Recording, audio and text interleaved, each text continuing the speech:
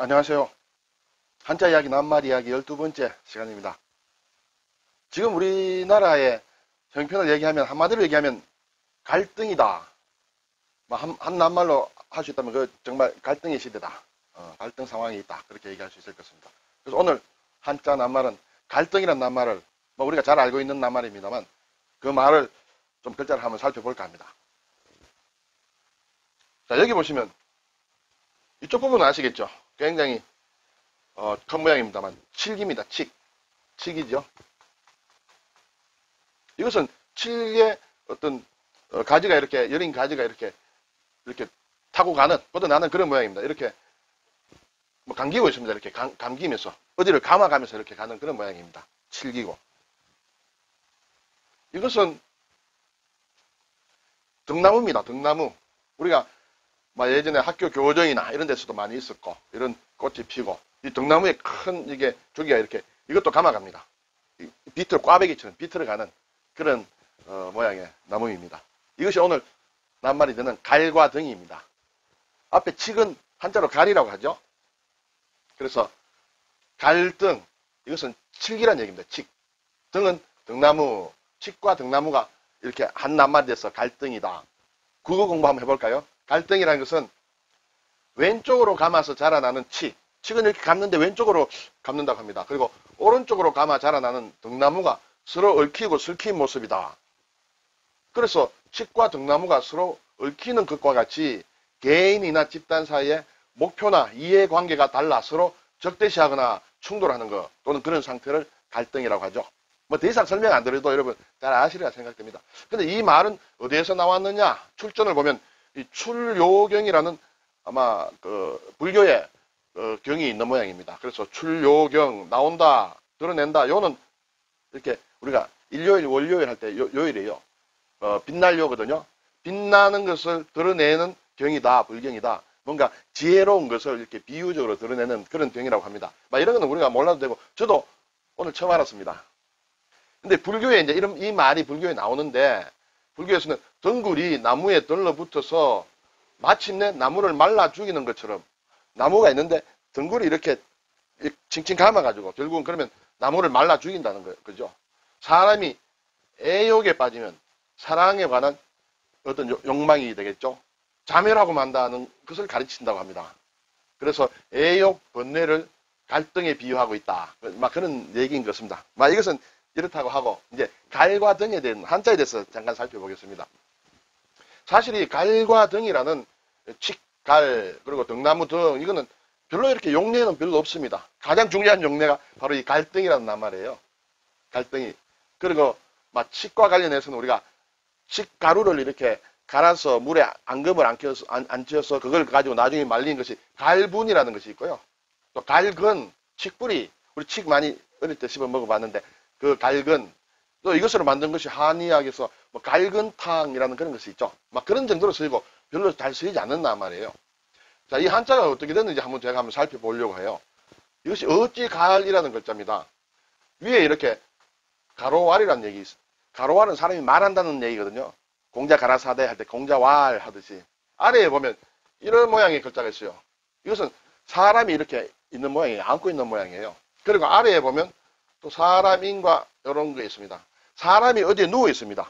사람이 어디에 누워 있다는 그런 얘기예요. 사람이 누워 있는데 위에서 사람이 다시 덮치는 것이에요. 이 모양이. 자, 사람이 누워 있는 사람, 아래 사람을 이렇게 덮친다. 덮치면 얼마나 힘들겠어요. 밑에 눌린 사람이. 그 사람이 막 소리를 칩니다. 말한다는 뜻이에요. 왜 나를 누르느냐? 어찌해서 나를 누르느냐? 어찌 가래요? 고통스러워서 소리를 치겠죠. 그게 어찌 가리입니다. 근데 여기에 삼수를, 물을 뜻하는 삼수를 붙이면 너무 큰 소리를 쳐서 목이 마르죠. 목이 마릅니다. 큰 소리를 막 고함을 지르면. 그래서 목마를 갈이 돼요. 목마를 갈.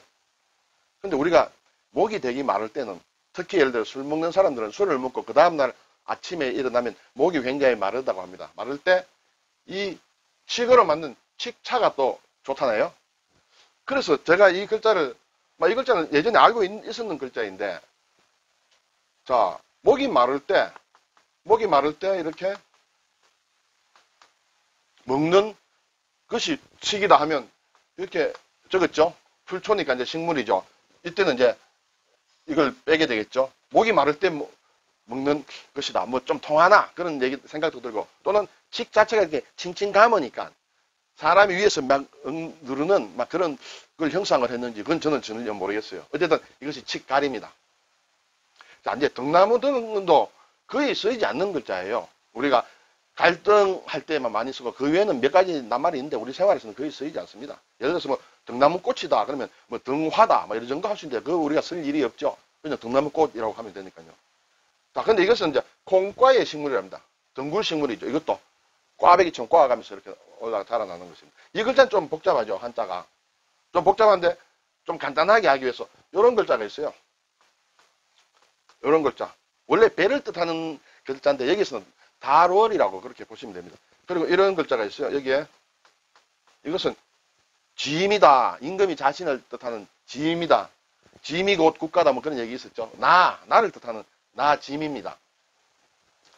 이 글자 우리는 몰라도 상관없습니다. 전혀 몰라도 상관없고, 이 글자 위에 초두, 풀을 뜻하는 초두를 붙이고 요 아래에 물숫자가 들어가 있어요.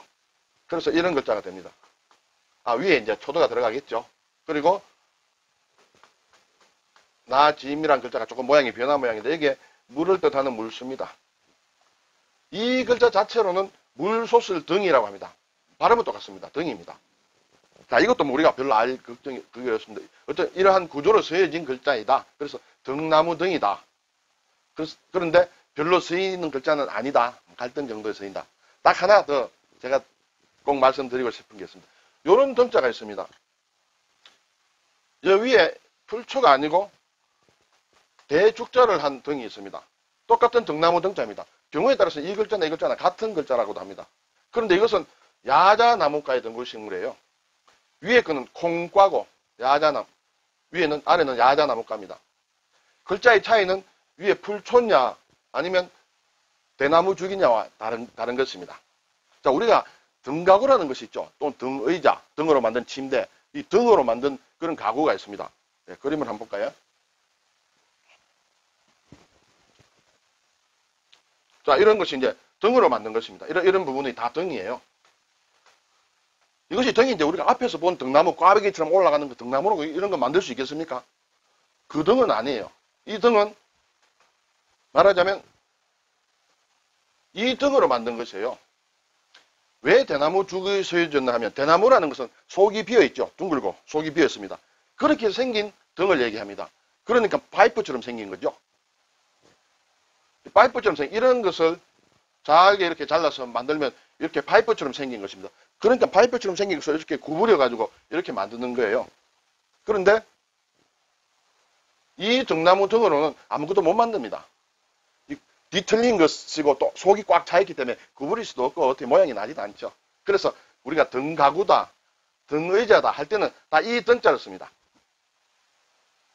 글쎄 뭐 이 등가구 할 때 이 등을 쓰나 이 등을 쓰냐 뭐 그게 무슨 큰 대수겠느냐 이렇게 생각하실 수도 있겠지만 한때 좀 관심이 있으신 분이라면 이거는 파이프다, 대나무 같다, 이거는 그것이 아니다, 풀초다. 한자를 좋아하시는 분은 상식적으로 알아둘 필요가 있지 않을까 생각이 됩니다. 들어주셔서 감사합니다.